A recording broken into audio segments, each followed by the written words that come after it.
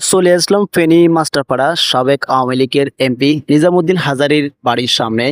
এই গাটলাতে বসে হাজারো মানুষের সমস্যার সমাধান করতেন তিনি। শত শত মানুষ এই গাটলায় বসে তার জন্য অপেক্ষা করতেন।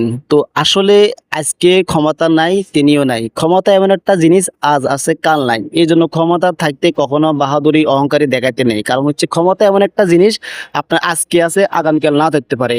দেখুন এখানে একদম ফাঁকা জায়গা, কেউ না এখন। অথচ সব সময় যখন সকাল সন্ধ্যা বিকাল আমরা এদিকে ঘুরেফেরা করতে আসতাম, দেখতেন এখানে প্রচুর মানুষ ভিড় করতো।